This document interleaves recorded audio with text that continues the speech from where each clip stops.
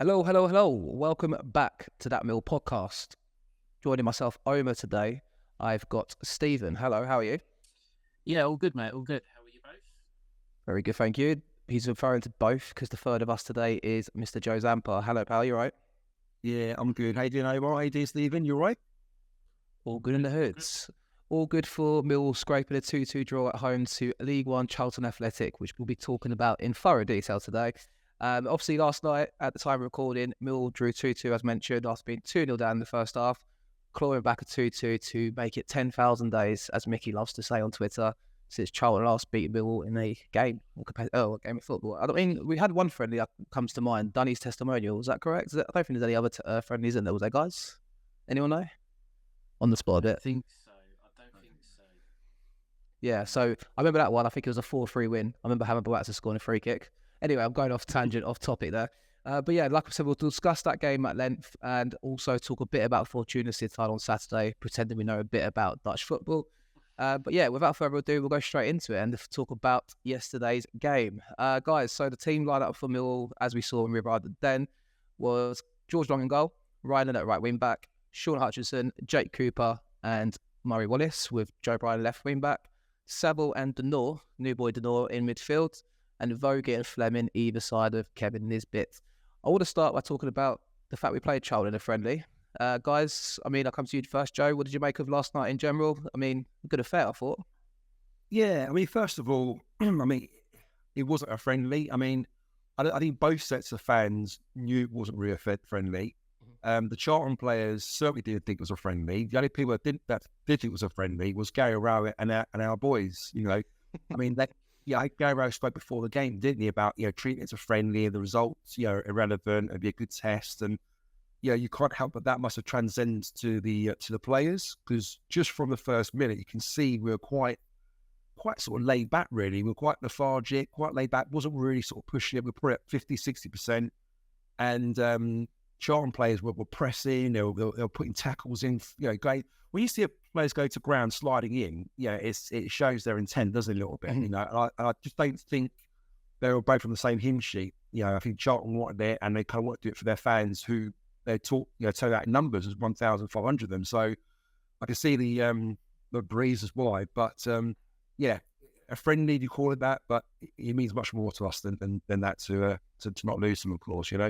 Yeah, definitely. I mean, 1,500 Charlton fans, as you mentioned, they packed out behind the goal, behind on the lower tier. I've got to admit, going to the game, it's the first time I've seen this in action this pre-season because I've been away on holiday, but I was kind of like, it's a friendly against Charlton, doesn't really matter. As soon as I get there and the Charlton fans are giving it massive, approaching kickoff, I don't know about you, Stephen, but I was like, let's just put these back in their box, be 3-up at half time, be done with it. I was like, I'm not going to claim to be normally a hatred of Charlton, but when I'm around their fans, it reminds me of Arsenal fans. I just can't stand them. Don't know about you, mate. It was weird. I'd say what was really strange about it, you pretty much summed it up quite well. The build up to the game, didn't really care. It's just pre-season friendly. You got to get minutes in the legs. You got a chance to see Denor and obviously Wes Harding, who obviously come on. And then you sort of, the game was about to kick off, and you're thinking, hold on a minute, we can't sort of throw this one away. And I think Joe was spot on what he said. Rowett really was treating it as a friendly, and I think we'll come on to the second half obviously a bit later, but I think that first half really was for him about getting some minutes in the legs, whereas the Charlton players are thinking, no, hold on a minute, we're coming here to win. And that showed. I think it showed in both sets of performances from Charlton and from us. Definitely. I mean, yeah, as I mentioned, obviously, I was like, let's put them in their box, and we're 2-0 down within 25 minutes, guys. I mean, I think it was Anderson, the first goal, after 6 minutes, and Kirk after 25 minutes. Both goals, I felt quite sloppy. I don't know what you think, Joe, but, I think the defence got found out a bit. I mean, let's caveat this. It's pre-season. Murray Wallace, for example, didn't play towards the end of last season. Got players come back from injuries. It's different. It's not that kind of atmosphere. And like we said, Mill weren't prepared for it as a let's get out of them straight away, it felt like. I mean, caught out early, and I felt like the defence was quite fragile. I don't know what you thought, mate.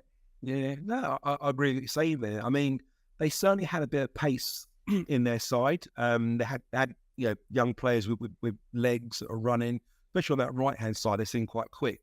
When you play against a team like ourselves, I say we're quite laid back, coupled with the fact that our defenders are quite slow anyway.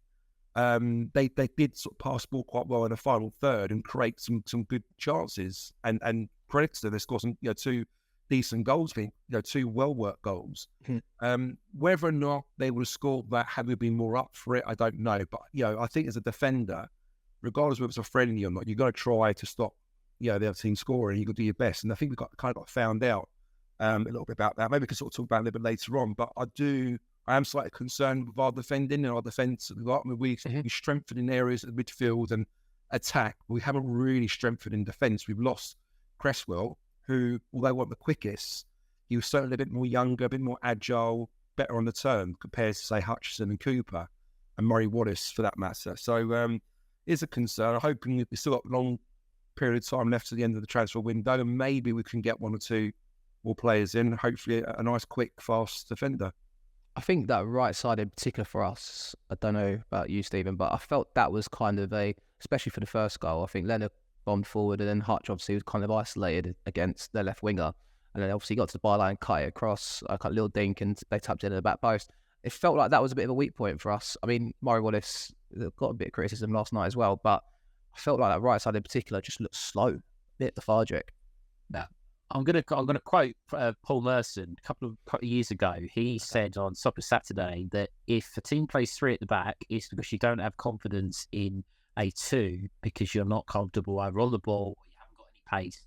So you play the third centre back to kind of give you that little bit more protection. And I'm not always a believer that just by playing 3 at the back means that you don't have any trust in your defence. But I do feel like that Hutchinson, Cooper, and Wallace as a trio are very, very slow.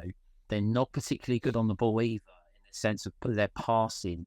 And if you're playing 3 centre-backs, you need to be comfortable on the ball and you need to be able to bring it out. And I think you're right. The right-hand side, they targeted because Leonard obviously had a bit more licence to get forward. And Hutchinson, club captain, as much as we all love him, he's getting older and he's slowing down and perhaps the injury problems. And I certainly think that, again, I agree 100% with Joe that the defence needs looking at. It does need strengthening because you could see last night that teams are going to target the fact that those 3 centre-halves, if they are the first choice, aren't very quick and they're not particularly good on the ball. Cooper's okay, I think, on the ball. He looks a little bit more comfortable. We all see the Murray Wallace or the Cruyff turn or the Wallace turn, whatever you want to call it.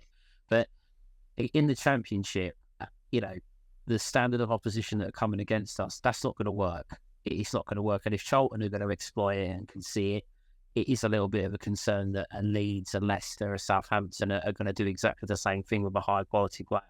7 years Sean Hutchinson's been a Mill player, guys. Are we starting to see the end of the Cooper and Hutchinson combination? I think it's had its natural birth, hasn't it, a little bit? It feels like we're coming to the end of it. I mean, I'll come back to you, Steve. I think maybe it is that. I mean, you mentioned his age. A quick wiki search tells me he's 32 and he's 33 in November. He's no spring chicken anymore, is he?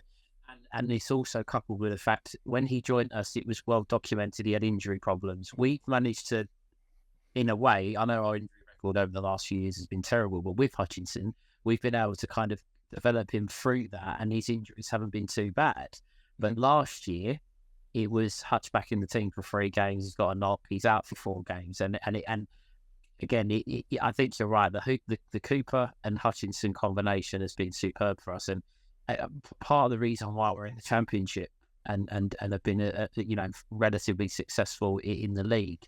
But I think Cooper perhaps is the one now that's going to be, if he signs a deal, which I'm sure we can come on to maybe tonight on another show. But Cooper's the one to step forward and be the leader, and I think he's going to need to find a new teammate next to him. Unfortunately. Great squad player, Hutch, and you probably do your job for 20 minutes, but I don't know how often you're going to get 90 minutes from him week in, week out. I feel like both of them, Joe, would benefit. Obviously, Cooper's playing the central position of the 3. I think Hutch equally would be good in that position. I think on the right-hand side, he's, maybe perhaps isolated a bit. We said this about Cooper before on shows last season, where if he plays left side centre-half Cooper over the 3, you see him often get pulled down the channel and kind of struggle for pace. I think Hutchinson's the same. If you played him in the heart of the 3, probably would see a better performance from him and maybe more sustained performances. I don't know what you think. Yeah, I think Langston's to keep Cooper in the middle. Obviously, he's got a commanding presence about him. He's a big lump. Yeah, he wins a lot of the aerial balls. Any teams playing a target man, they usually play in the middle, in the centre. So that kind of annihilates that a little bit for any threat from the opposing team. I feel that Hutch would play better in the middle. Obviously, Cooper's getting the nod to play in the middle at the moment, but I see Hutch be like the Alex Pearce. You remember his last season for us, where he'll come on the last 15 minutes, 10 minutes to shore up the defence, probably go 5 at the back and just kind of marshal it, a bit of presence and whatever. That's where I see Hutchinson sort of adding value to us this season. As sad as it is for me to say that, I don't think he's someone who we should be starting. I know he's our captain, but the legs have gone a little bit. He's not as quick or as good as he used to be. I think he'd do a job for us, but I've seen somebody come on at the end. I'd rather us play 4 at the back, I'll be honest with you, than play with 3. I mean, yesterday, for example, I don't know about you guys, but the first half, it felt like we played 5 at the back. It was very, very defensive. We're inviting pressure. The 2 midfielders, Saville and Denore, were overrun quite often in times. And second half was better. I think we set up with more of 3 at the back, with 4 across the midfield, with obviously we'll talk about the substitution later, but with the wing backs playing a little bit more of a higher role.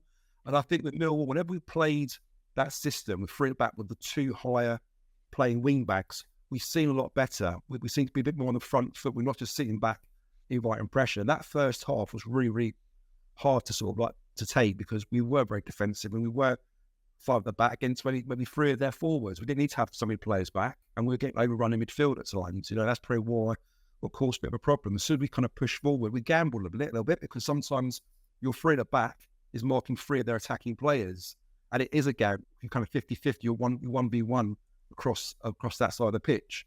But on the return side of it, as you see, we get on the front foot more. We can create more chances, make more things happen.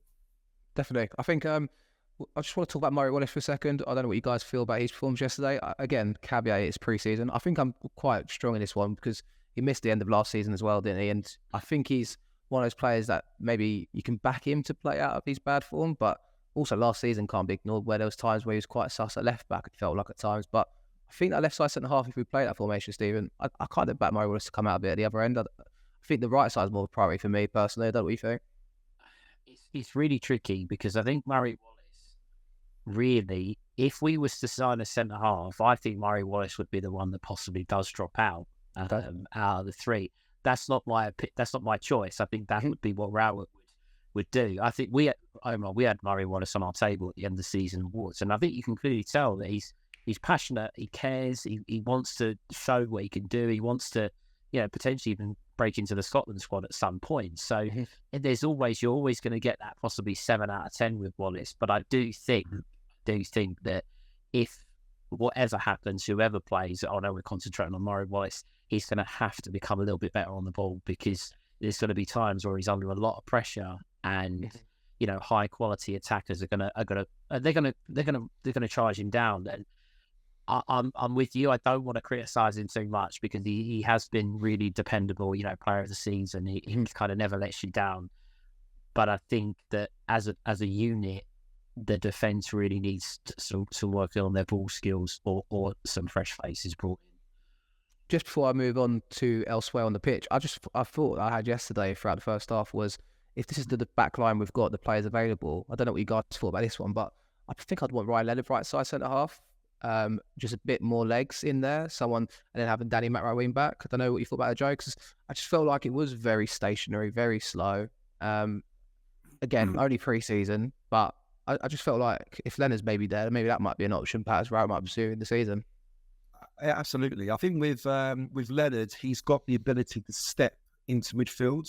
Sometimes when we're on the ball and the other team are sort of like pegged back a little bit and allowing us to have the ball, our other defenders can be a little bit too static, not recreative, not comfortable on the ball. Whereas Leonard can kind of step into midfield. He's a lot more comfortable on the ball and making little runs forward and creating the extra player in midfield or attack for us sometimes, which I think is really good. Matt Amora, obviously I prefer him as a right wing back to Leonard, although Leonard's better in the final third. Matt Amora really needs to step up this year and get better in the final third. Defensively, I think we all say that he's great. 1v1, there's not many players that get past him. He's very, very good in those situations. But going forward in the final third, he really needs to kind of step up and get quality balls in, pick out players and be more effective on that side. But answer to your question, yeah, I'd rather have Leonard in that back three. Trouble is with Leonard is how long will he stay fit for? Because you can't rely on him as being a key player for us at the back for the whole season, because give it 3 or 4 games, God forbid, he'll get injured and be out for 2 months or whatever. I think Wes Harding could also do a job at the back, so it'd be interesting to see what happens. We'll come on to him in a bit as well. I think we'll talk about Joe Bryan in another show. I think he's been discussed previously, obviously, but we've got a new midfielder. We saw our new man, Casper the Ghost, Casper the Door, partnering with George Saville. I quite like him, guys. Again, pre-season, only 60 minutes you've seen him play. But he reminded me of Saville, but a bit more of a nippier midfielder, in the sense that likes to tackle, can get on the ball. There was a point in the first half, I remember he put it to the back post too. Ryan Reynolds was talking about him there on the edge of the box. I think he'll be a good addition, and I think he'll take to the Championship quite well. Maybe he might need some time to find his feet, and obviously we've got good options in the midfield now. But what did you think of Casper North, Stephen? I mean, I like the look of him personally, and hope he'll show some promise for us. Yeah, I thought he was okay. I think, again, he fell sort of into the whole, the first half being a little bit more relaxed, I think. He probably wanted to be on the front foot and show what he can do, but the rest of the message from Rowett and the rest of the players was kind of, a bit more relaxed. So I thought he was okay. I think you're right. He does, obviously he looks like Saville, but he looks like he can get around the pitch a little bit more. The only problem I have with him, and it's not necessarily him as an individual, it's the fact that you've got Saville, Denor and Billy Mitchell, and I don't think all 3 of them can play. And I guess flexibility is great, and Denor might be able to get forward a bit more. Mitchell might be able to get forward a bit more, so they may rotate. But it's good to have the options, but it's going to be really interesting for me, because I think Denor's going to come in, and I think he's going to be the typical Millwall type player, and the fans are going to take to him. But you've also got Billy and Sam, and I think it was quite tested. It was quite interesting that Mitchell had a strong impact in the second half, and that Denor, good start. It's only 60 minutes. We'll see a lot more of him, and I think he'll be a good player for us. But very interesting selection ahead. Definitely. I mean, selection problems is a good thing, I suppose, Joe. What did you make of Denor? I mean, like I said, I quite only 60 minutes, but I thought, like Stephen said, first half was tough, but showed glimpses that showed signs of promise. Yeah, again, I mean, it's very early days. We've only seen an hour of him, and it's very hard for any player really to make an impact in the first 60 minutes. So you've got to watch him for a period of 4, 5, 6 games even before you can make any real sort of true, assumption of him. But for what I saw, he's a busy player. He seems to work hard. You can see why Rowett likes him. He's a typical kind of Millwall sort of player, or what we like to have in a team. He likes to tackle. There's moments where, I'm not saying that he had a red miss come over him, but you can see that he got jumped a couple of times and he sort of pressed and put a couple of big tackles in, which I quite like to see. I want to see him do a bit more on the ball, so we could do off the ball in attacking areas. Can he make those runs? Can he kind of, link up the attack a little bit better maybe? Who knows? I'm sure he's got it in his locker, but again, without sort of seeing more of him, it's very difficult for us to sort of tell at the minute. But so far, so good. He's not terrible, put it that way. Definitely. I think more to come from him. It'd be interesting. I think I can imagine it'll be Saville and Mitchell on Saturday, but we'll see. George Long starting goal before we move on to the second half. Is that telling? Are we going to see Bart in goal on Saturday, the game before the season starts? That was something that's popped in my head. Obviously, I think in the week Rowett was quoted as saying every position's up for grabs. What do you guys make of that one? Come on, Stephen. I'll go to you first, mate. I mean, within 2 minutes, they took a deflected shot, and George Long looked like he'd never been in goal before in his life and didn't know what he was doing. So that was not ideal. That I think everybody knows as a Millwall fan, we probably need a new goalkeeper, and that's just our opinion. That's how it is.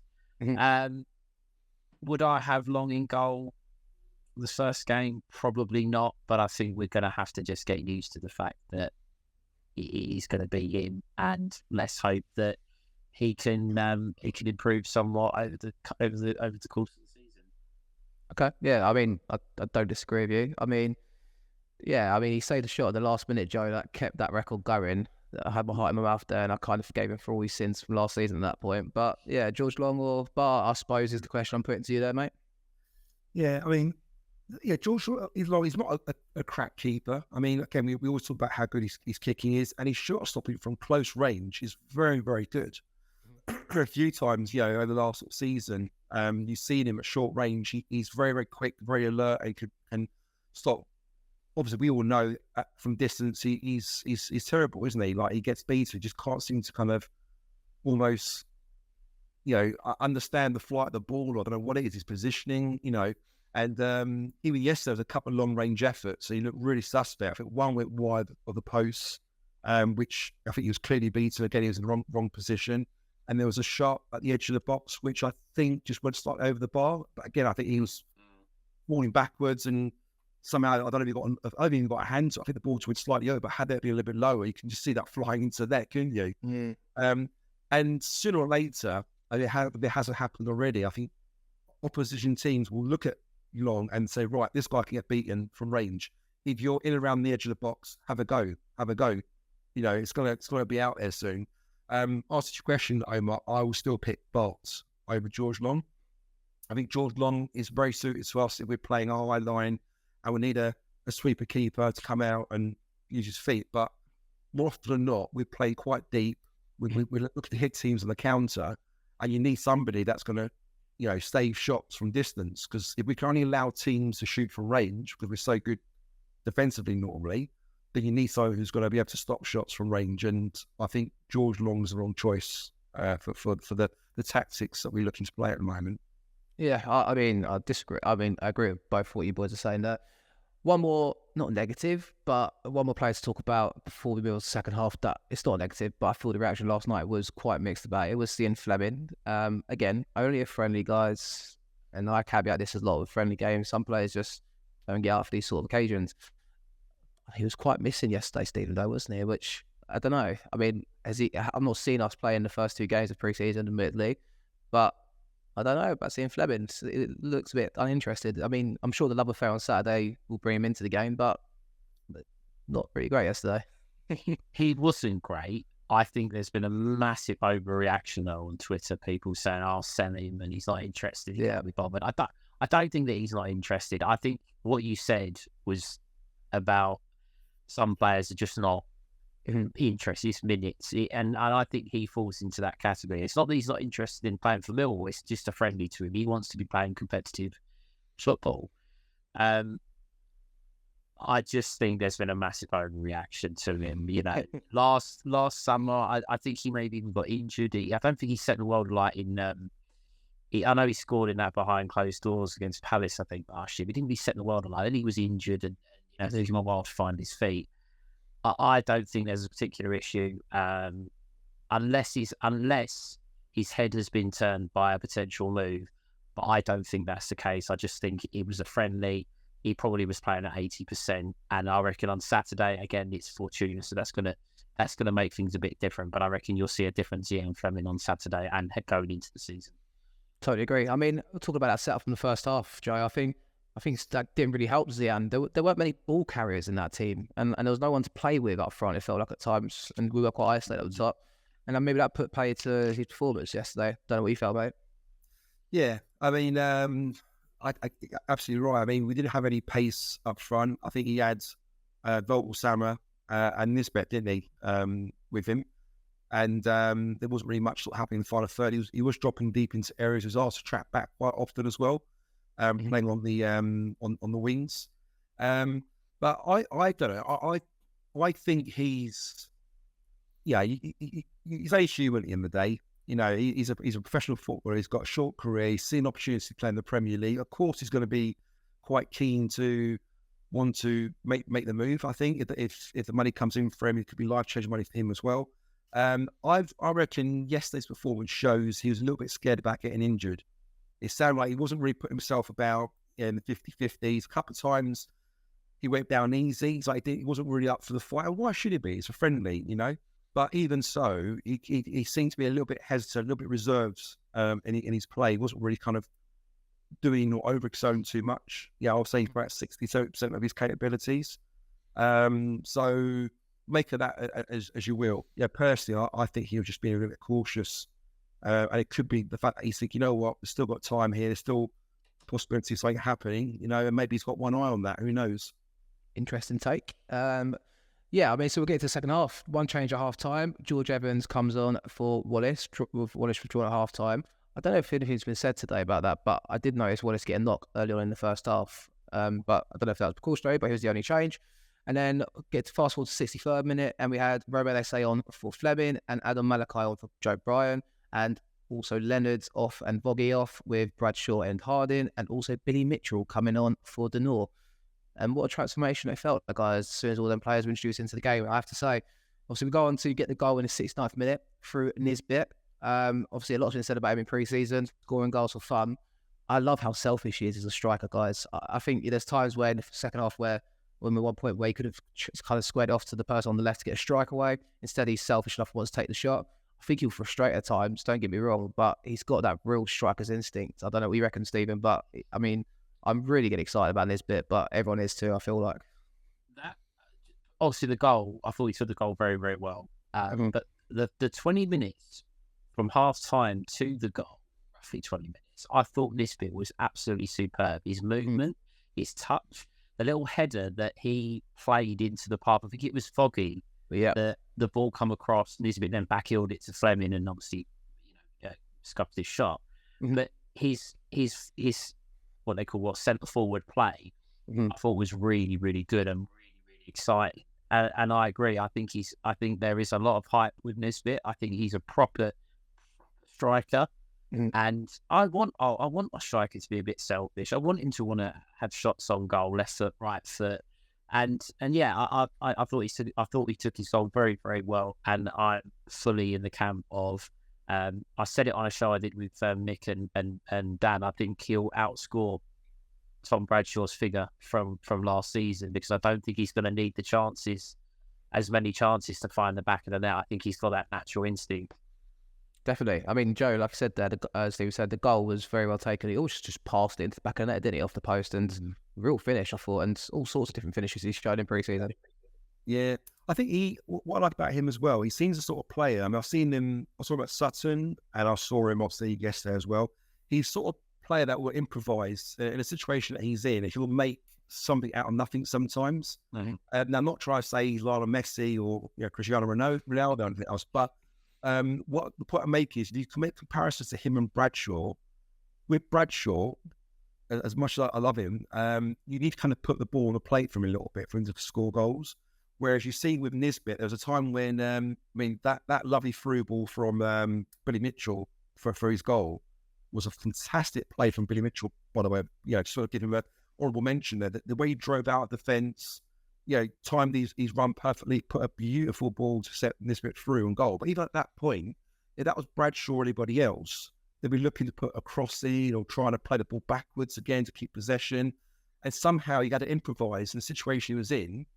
And he just cheekily almost toe poked it, didn't he, into the bottom left-hand corner, and that's a mark of someone who's a bit of a genius, really. Someone who's high in confidence, that's confident in his ability, that loves scoring goals, and has a bit about him. And like Stephen mentioned as well, his link-up play, his awareness of players around him, his touch. I mean, even the chance that Fleming screwed up, I didn't quite see what happened there, but there's a ball coming in from the right-hand side from Bogelsam, I think, from memory. And I'm pretty sure Nisbet just played a little touch to Fleming. Yeah. And then Fleming sort of tripped over his feet, did he? I think. I'm not quite sure. I didn't really see what happened there. You might have saw it better than I did, but it's just his awareness of his teammates and the way he plays. I was very impressed with it. And going back to Stephen's point about goal scoring, I agree. I think he'll be our top goal scorer this season. And I'm willing to say that he will score 20 goals this season, if not slightly more. I'm saying that they had a record hand on heart now, yeah. I think certainly there for him with a few of the players we've got available. Fingers crossed. I mean, you're right to name drop Billy Mitchell as well in that little spell. I mean, first time I see his play pre-season, been away. He just looks like he's gained another yard of pace and a bit more strength and matured a bit more. And again, only pre-season, only 25-minute cameo, but bloody hell, he looked like a man possessed, I thought, when he came on, Joe. Yeah, he was. I mean, like you said, it could be everything. It could be just natural strength as getting older, confidence, experience, all these things you can add up that creates what he is and how he is as a player and how he's developing, which is fantastic to see. I think there's also that element of, I've got a point to prove for you a little bit. He's got a bit more competition now in midfield with Nori coming in. He's thinking, I don't want to lose this position to the new guy here. And I think the opportunity, and also don't forget, he was dropped from the starting team. You look at the first team that came out there, you'll probably say that was Rowett's sort of strongest team, or at least that's what he would have picked.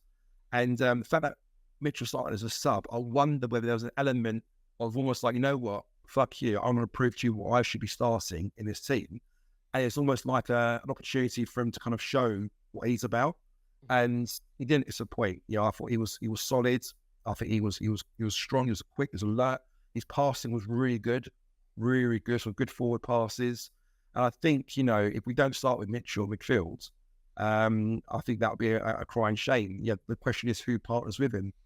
Definitely. I mean, I got carried away and tweeted last night. I think he's not going to be my player of the season, Stephen. But I really am excited to see Billy Mitchell this season and throw into the mix for Omer Essay there, who came on and looks absolutely bright as ever. Last year, for me, it was the George Savile fan club. This year, I'm firmly in the Romain SA fan club, I think, because he is just...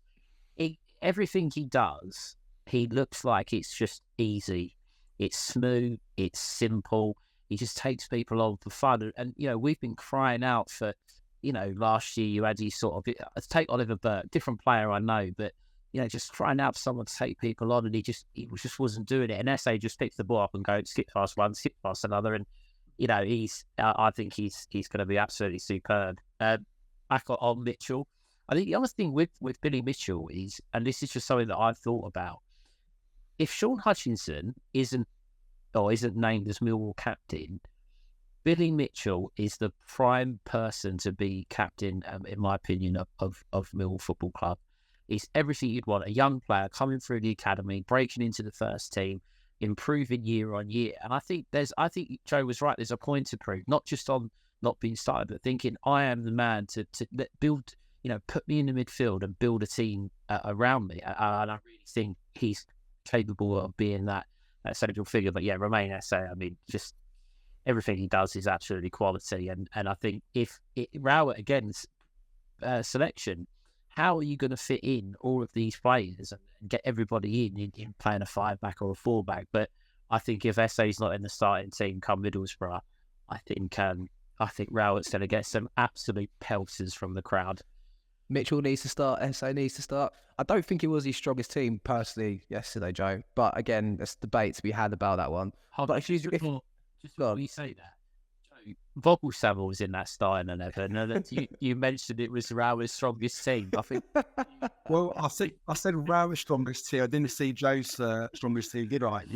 I think what I'm trying to get at with that though is, Joe, is because this is what I was going to come to you with, but if you imagine 3 or 4 changes to that, I'd be might say pre-season. Imagine you get that centre half that's Charlie Queslow-esque, for example, to us in the season. Throw in Billy Mitchell for the door, put in Eze instead of Vogelslammer, and then have Danny Mack maybe at right wing back. Suddenly you've got experience in the Premier League with Joe Bryan, for example, players that have played a lot of games in the Championship, but also that youthful talent and energy. That is, and you've got that Bagsman up front that's going to score us the goals. If they all stay fit, and that's a team we're going into the season with, I wouldn't be too disappointed with that, mate. I think I'll be still concerned about our defence and our goalkeeping situation. You're right. I think everything, in midfield, attack, I think we look pretty good. We've definitely improved in those areas.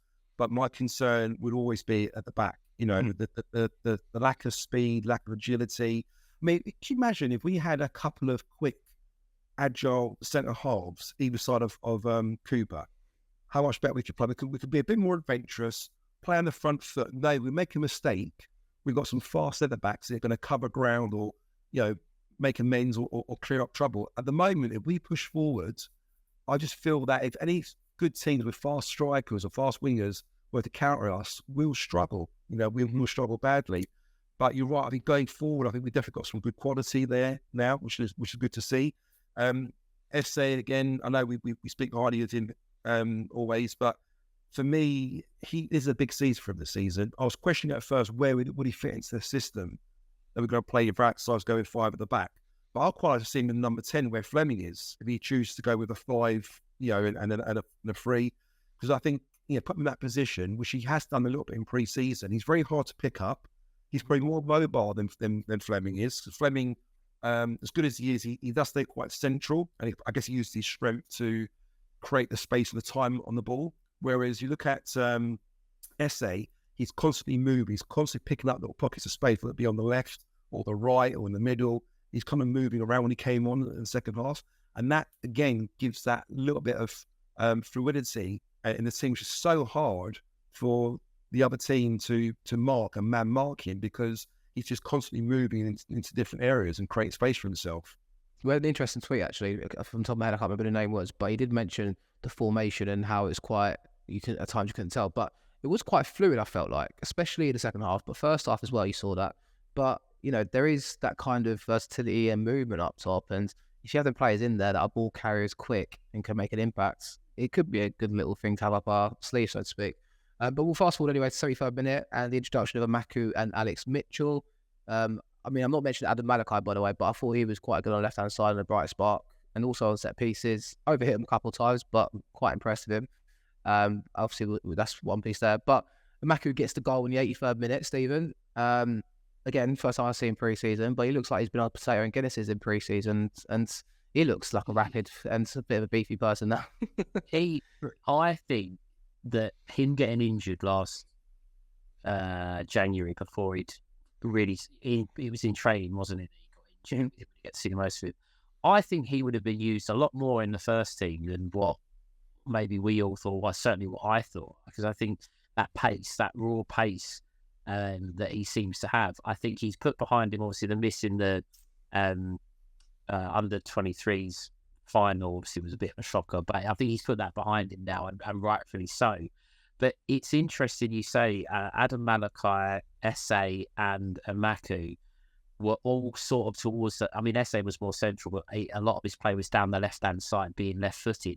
3 players playing in the under-23 team. They've played together for 6 months in Amaku's case. They've clearly got a good relationship, and you can tell SA knew exactly where to put that ball through for Amaku to run onto, knowing he's got to get on the end of it. Obviously, the finish you've got to finish it off, which he did. But I think he's got a real bright season, much like Joe said about SA. I think Amaku's got a big season ahead of him. Maybe not as a starter, but someone that can come on and really change games. And another one that I'm quite excited to see in league football, not just friendlies. Joe, a bit about Amaku. Obviously, as Stephen said there, brilliant assist from SA. We can sing Whack to Liverpool Bank forever, but I was quite impressed with Amaku. And also, I think I saw an article in the week. He obviously had didn't really have a summer off, was training hard, even scored for the under-21s for Ireland on his debut. It seems to be an upward trajectory there and a bit of promise around him. And as Stephen alluded to, that injury might have been a blessing in disguise for all we know. Yeah, he's a very, very exciting, young, talented footballer. I'm watching a bit of his highlight reels before he joined us from Shamrock Rovers, and you see some of the goals he scored. Yeah, he was taking on 3 or 4 players and looked really lively and really quick as well. You do question, that's in the Irish League. Can he do it in the Championship? It's a massive step up for him. And I think the injury, like you say, has probably helped in the way that it's kind of bedded him in a little bit slowly. He hasn't sort of been chucked in the deep end. He's kind of like dipped his toes in a little bit and play a lot of games for the under-23s, learned his craft in English football, I guess. And whenever he's had his chance to play in the first team, I think he's done quite well. He's done really well in pre-season. He looks very comfortable. He definitely offers something that we haven't got here for the front 2 at the moment, the forwards, because, he is fast. He is quite direct as well. And the goal he scored yesterday, I don't think there's any other striker in our club, and I include Yisbet, that would do what Amaku did, to get that pace, to drive, to get into the box the way he did, and almost instinctively hit that ball past the keeper the way he did it. I think it was very, very good, and it shows you what the player's about. I'd love to see more of him this season. The only question mark would be, will he get ahead of Watmore? Will he get ahead of Nisbet, Fleming, SA? There's quite a lot of competition for places now, but a good problem for Rad to have. And if he's got him on the bench and he wants to use him or rotate the squad, he's a great player to start or bring on. If you're playing a drinking game, I want to say again, it's only pre-season, so let's not get carried away. But I like to caveat this in pre-season because you get caught out, don't you? So I feel like in a weird way, I'm happy last night happened. For the fans, more so, I suppose. A bit of a wake-up call, pre-season, he needs to get carried away at times. Sometimes you have an amazing pre-season, think, here we go, we're going to boss it. Then you lose the first game of the season quite comfortably. But I think we needed a bit of a shake yesterday. I feel like it provided that. I don't know what you think, Stephen, but I feel like that kind of gave us that little bit of a shake going. Obviously, we need lost to Charlton, but obviously, we need that, I think, going into the season, I felt like. I think it was a bit of a wake-up call for anybody that thought that A, that we're finishing the transfer window, and B, that we're in a position where we're ready for a long championship season, because I think Charlton showed that Charlton come to us how I would expect teams like Leeds and Leicester would. They're going to try and be on the front foot. They're going to try and cause us some trouble. And I think it showed that we're going to have to be on our game. We can't just coast through games like that. And perhaps, as Rowett said, it's some of the players have really given him something to think about. And that's what you want from pre-season friendly. You want people to put their hands up and go, do you know what, boss? I want to be playing in that first game of Middlesbrough. I'm going to show you that I deserve to have that shirt. And I think, especially second half, I think we got that from quite a few players. Definitely. I was very sceptical about taking the Charlton friendly at first as a club, but I enjoyed it yesterday, so thank you, Bill. That was good fun. In the end, we got there. Before we talk about Fortuna, just a couple of loan moves, guys. Joe Wright has gone to Salford. I'm very excited to see how that one progresses and what kind of impact he's going to have there. And Barton going to Woking, Joe. In particular, Joe Wright, I know he's caught your attention after the 23s games and stuff like that, Joe. So interested to see how he does at League Two, and also Salford, a team that got aspirations to get promoted every season, it feels like. Yeah, 100%. I mean, the Salfords are a decent side. Obviously, they've got some key people backing them at the moment, and they've got some good coaches there. They've got some good youth and good young players coming through. So I think he would develop really well. He's certainly one for the future. I'd love him to sort of be featuring in goal for us maybe next season, offer a bit more experience under his belt this season. I believe he'll be the number one keeper as well. I hope so. From what we understand, we hope so, right? Yeah. I think he wouldn't go otherwise, right? Well, that's it. You would like to think that would be the case, especially going all the way up to Salford. If you're going to be a reserve keeper, you want to sort of play locally somewhere and hope like another move will be recalled or something. So to go all that way, you think he's going to be the first choice keeper. So that's really important that he gets that experience and playing. But I'm really happy for him. And Nana Boatin as well, a player's been around the club for a long, long time, and you really want to see him kick on there, don't you? When these young players do really well for us on the 23 level, and then they go out on loan somewhere, it's almost like a little bit of a Russian roulette at that point. Yeah, is he going to make it or is he not going to make it? Yeah, it's very, very dangerous, because if they do really well, then more often than not, they'll come back, as McNamara has done, and they get a chance to play in the first team. But you look at others that have gone on loan, haven't really set the world on fire, and you think, well, if you can't do it at that level, you've got no chance of making the championship. And then where do they go?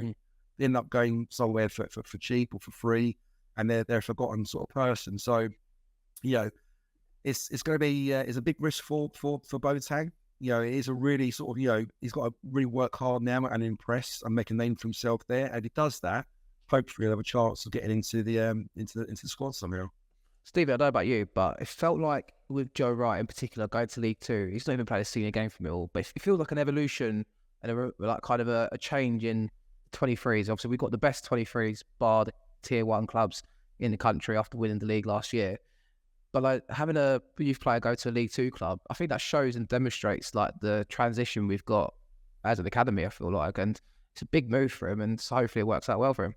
I think it's testament to the club, really. I think the academy, if you look at years gone by, we were crying out for John Marquis all those years ago to make it, and unfortunately you had Ben Thompson again, O'Brien took us to that kind of a little bit of a level, and then it didn't quite work out. Obviously, Danny Mack and Billy Mitchell are playing championship football now, and we're producing young players that are now with SA going to England. So, testament to the club. I think it's interesting just on that. The bench is bigger this year in the championship as well, isn't it? You can have up to 9 players. So, a lot of these youngsters are probably going to get an opportunity on the bench. Whether they come on is a different matter. But with Wright, I think it's great. The academy are producing players that other clubs want to take on and want to give an opportunity. So I'm all for that, and it can only benefit us because if he comes back a good goalkeeper, great. Or if Salford give us a bit of a silly offer, if later on down the line, it might be worth a few quid to us. Gone are the days of the likes of Jake Gallagher. Remember him in midfield, who's like a non-league veteran nowadays and stuff like that. Going to like loan moves at, Woking, or not even Woking, sorry. Like, you probably look at, I remember Brian going to Torquay once, for example, and that was like a good move for him and stuff like that. It is an evolution, isn't it, Joe? I mean, I think you mentioned something a bit about Alex Mitchell as well, mate. Yeah, I mean, people sort of spoke about his appearance yesterday, and he played it safe. He didn't make too many mistakes yesterday, but for me, he looked a bit nervous. I think he has opportunity to play in front of the home crowd. And okay, it was only half a stadium, not even that, probably a third of the stadium was full. And he didn't really, for me, grab that chance, albeit I know he's only had sort of 10, 15 minutes, but he didn't really grab that chance in both hands. And there's small things he does. And I say this with the utmost respect because I met his dad at the Sutton game, Paul. Lovely guy. And we spoke about his son and, how he's quite young. He's still 21, still kind of developing and learning. And, one thing I want to say is that if you get an opportunity to play, and I mentioned this to his dad when I met him as well, you really got to take the opportunity with both hands. And there's small things he did yesterday that was slightly concerning. About 4 or 5 times when the ball's been played out of the fence, he was pointing to Cooper to send it to the other side. He kept pointing to the left back. It's almost like he didn't want the ball.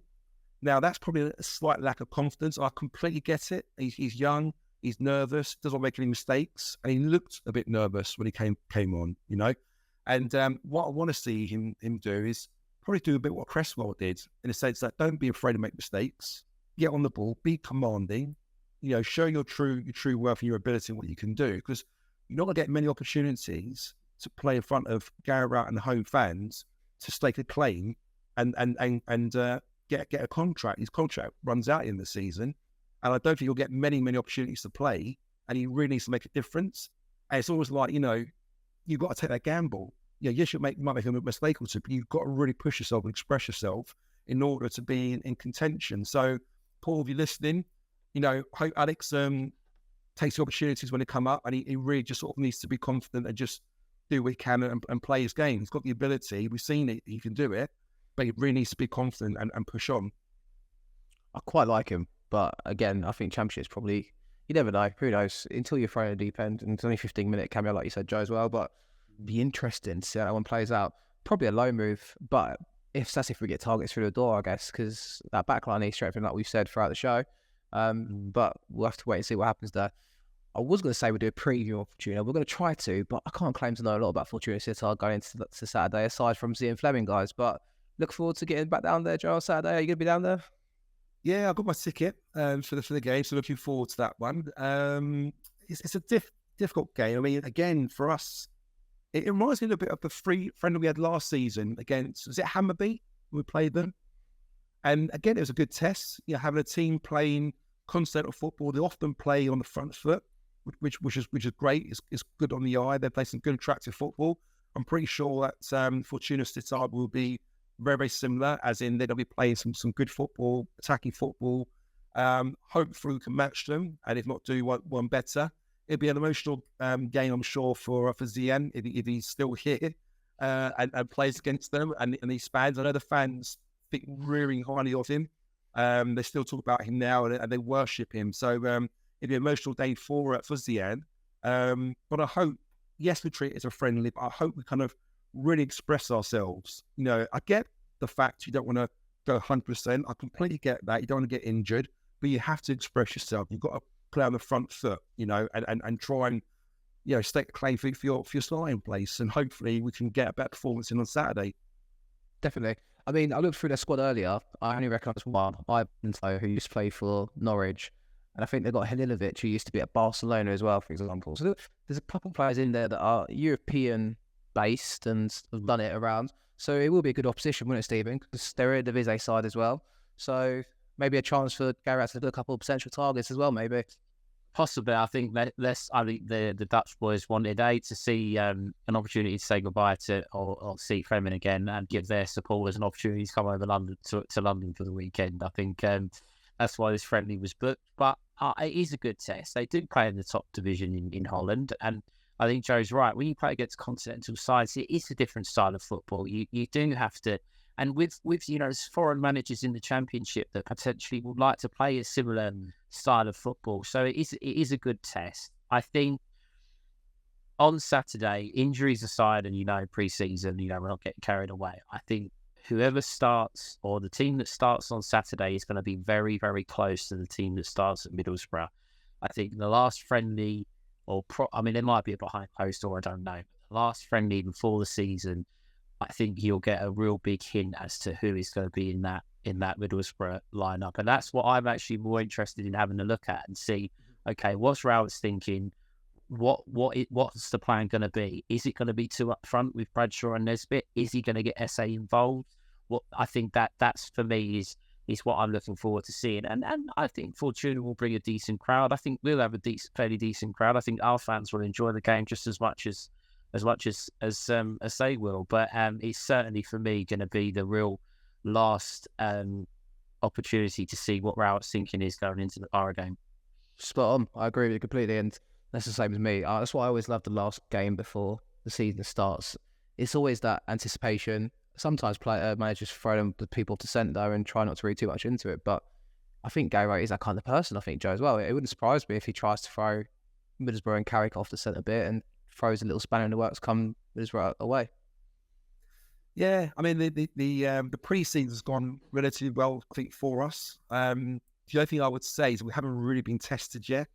I mean, we play against lower league opposition. We haven't played anyone really with any good quality in our division or higher. So I think it could be a bit of a shock when we play against Borough. I mean, they've still got Upom. Is that his name? Jude Upom, yeah. Upom, who I think will be having a good season from them again this season. Middlesbrough are going to be definitely up there fighting for automatic promotion, I think, this season, if not the playoffs. So to get them first game of the season and away from home, it's a massive, massive ask of us to go out there and do something. So I am slightly concerned. I am slightly worried. We can only do what we can in the pre-season games that we got lined up. Hopefully, Fortuna will give us a test of the level of the sort of teams we're playing against. We don't know how good or bad they are.